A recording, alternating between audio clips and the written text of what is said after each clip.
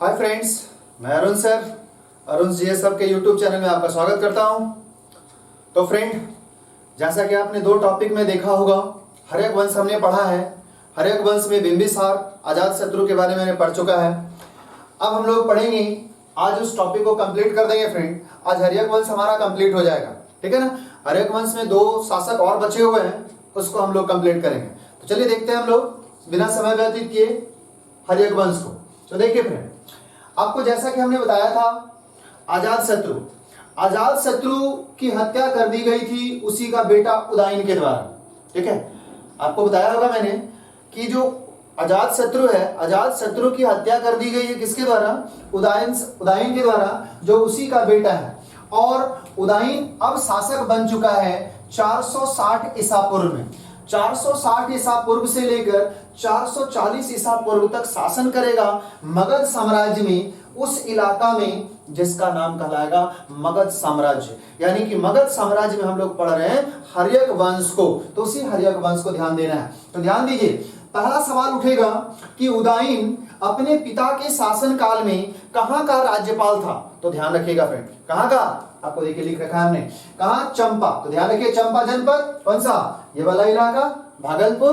भागलपुर वाला इलाका जो है ये चंपा, जो अपर राजधानी है अंग जनपद का। देखिए हमने लिख भी रखा होगा, अंग जनपद की राजधानी कौन सा है? चंपा। इस इलाका का राज्यपाल हुआ करता था कौन सा व्यक्ति? तो उसका नाम है उदयन। यानी कि उदयन चंपा का राज्यपाल था। किसके शासनकाल में? तो पिता के शासनकाल में, यानी कि अजातशत्रु के शासनकाल में, ठीक है। अब देखिए, उसके बाद फिर बोला गया कि ये उदयन ने पिता की हत्या कर शासक बना 460 ईसा पूर्व। तो 460 ईसा पूर्व में पिता की हत्या करके ये शासक बनता है।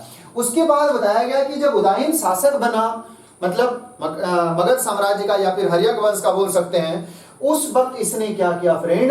एक नया नगर बसाया है। बहुत इंपॉर्टेंट क्वेश्चन है, बहुत ही इंपॉर्टेंट क्वेश्चन है, उसको ध्यान दीजिएगा।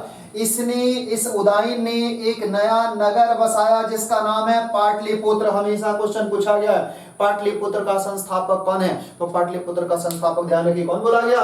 उदयन को कहा जाता है। पाटलिपुत्र का संस्थापक उदयन, बहुत इंपॉर्टेंट है, हमेशा पूछा गया है क्वेश्चन। अब देखिए ये पाटलिपुत्र है कहां पे? तो बोला गया फ्रेंड ये बिहार में गंगा नदी और सोन नदी के संगम पर स्थित है। यानी कि जहां पर गंगा नदी और सोन नदी मिलती है बिहार के पटना में, उसी जगह पर इसने पाटलिपुत्र नामक जगह का स्थापना करवाया फ्रेंड। अब देखिए, आपने पढ़ा होगा कि हर्यक वंश में अभी तक मगध साम्राज्य की राजधानी कौन है? मगध साम्राज्य की राजधानी वो मगध ही है, यानी कि राजगिरी। मगध में राजगिरी, ठीक है। लेकिन अब इन लोगों ने क्या किया है? ये उदयन ने क्या किया? राजधानी बदल दिया। चूंकि इसने पाटलिपुत्र को जो स्थापित किया वो काफी अच्छा लगा और इसके कारण इसने राजधानी पाटलिपुत्र को बना लिया। बहुत इंपॉर्टेंट क्वेश्चन, ये दोनों क्वेश्चन पूछा जाता है फ्रेंड, हमेशा पूछा है कि मगध साम्राज्य की राजधानी पाटलिपुत्र किसने बनाया था? तो मगध साम्राज्य की राजधानी पाटलिपुत्र किसने बनाया? उदयन ने। और बिंबिसार ने राजधानी किसको बनाया था? राजगृह को। यानी कि राजगृह राजधानी थी पहले, अब राजधानी कौन हो गई? पाटलिपुत्र, जो एक गंगा नदी और सोन नदी के संगम पर स्थित है, ठीक है फ्रेंड।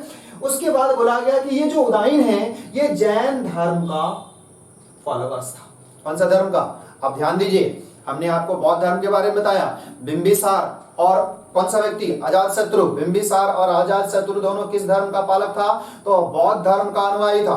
बौद्ध धर्म को संरक्षण भी दिया था। गौतम बुद्ध के बारे में बताया हूं कि गौतम बुद्ध का संरक्षण किया था, ठीक है, संरक्षण दिया था। लेकिन ये जो व्यक्ति है ये जैन धर्म का फॉलोअर्स है। जैन धर्म को मानने वाला व्यक्ति कौन सा व्यक्ति कहलाया? तो उसका नाम है उदयन। कौन सा व्यक्ति? उदयन, जो अजातशत्रु का बेटा है। उसके बाद देखिए फ्रेंड, ये जो उदयन है इसका 3 बेटा है। उदयन का 3 बेटा, देखिए कौन कौन? उदयन का 3 बेटा कौन कौन है? तो एक का नाम है अनिरुद्ध, एक का नाम अनिरुद्ध, दूसरा का नाम है मुंडक और तीसरा का नाम है नागदशक। कौन है? ये 3 बेटा है उदयन का।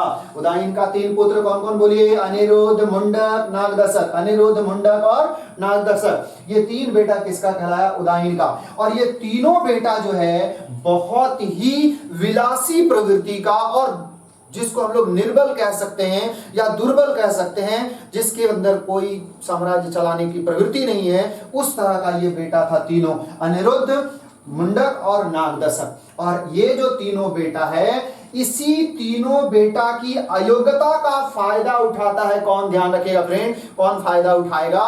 तो इस बार आप याद करिए वो इलाका जिसका नाम है अवंती। आप याद करिए अवंती मध्य प्रदेश, और अवंती जनपद का राजधानी कौन है?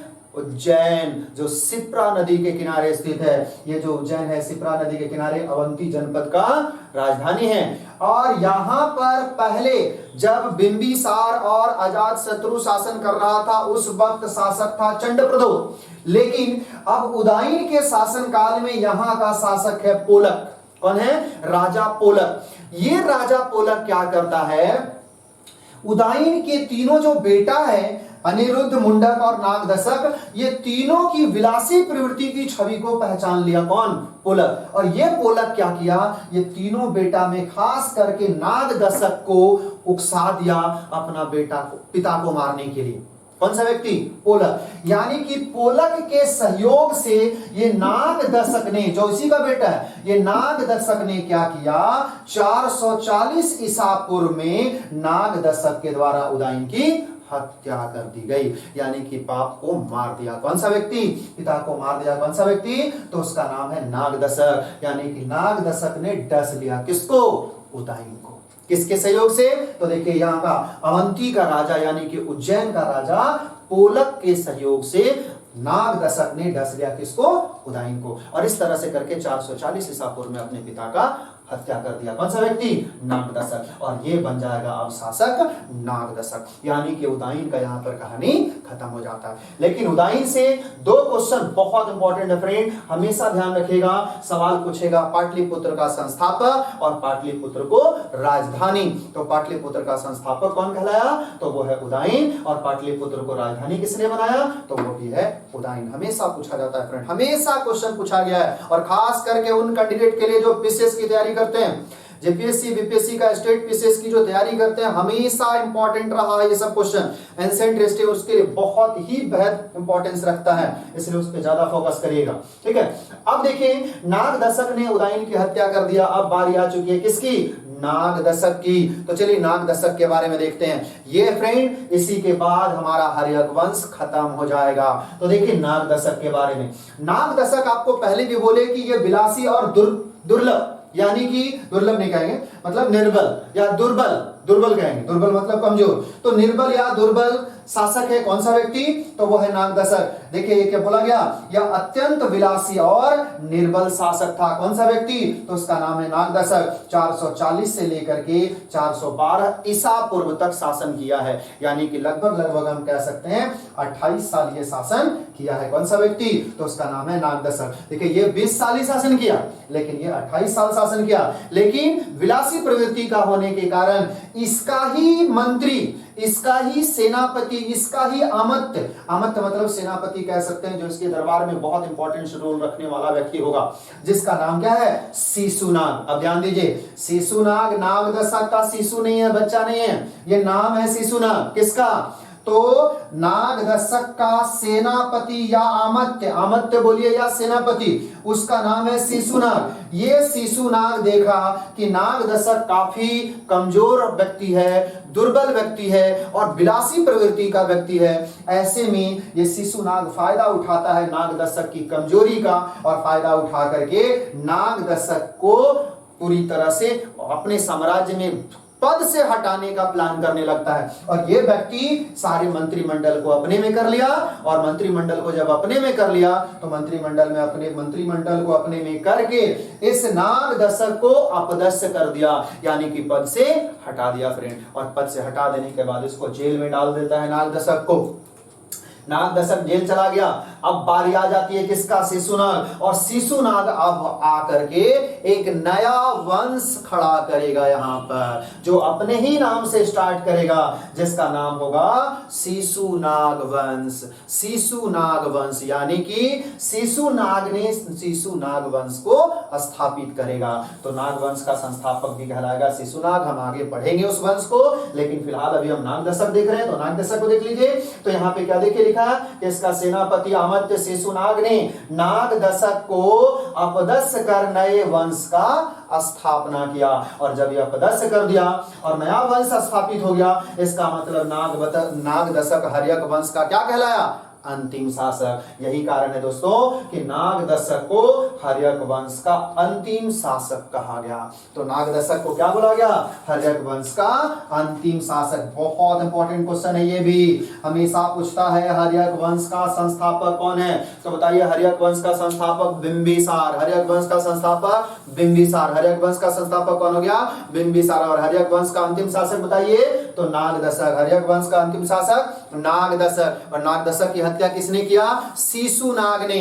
यानी कि नाग को डस लिया शिशु, नाग को डस लिया शिशु। और नाग किसको डसा था? उदाइन को। उदाइन ने किसको मारा था? अजातशत्रु को। और अजातशत्रु ने किसकी हत्या किया था? बिंबिसार को। यानी कि सारा एक दूसरे को मारा है, यानी कि सभी पुत्रों ने अभी अपने पिता का हत्या किया है फ्रेंड। और जैसे ही हत्या करते आया, इसलिए इस हर्यक वंश को हम लोग पितृहत्यात्मक वंश कहते हैं। क्या बोला गया? पितृहत्यात्मक वंश। ध्यान रखिएगा, क्योंकि पिता की हत्या करके ये लोग शासक बना है। तो इस तरह से था ये फ्रेंड, कौन सा वंश?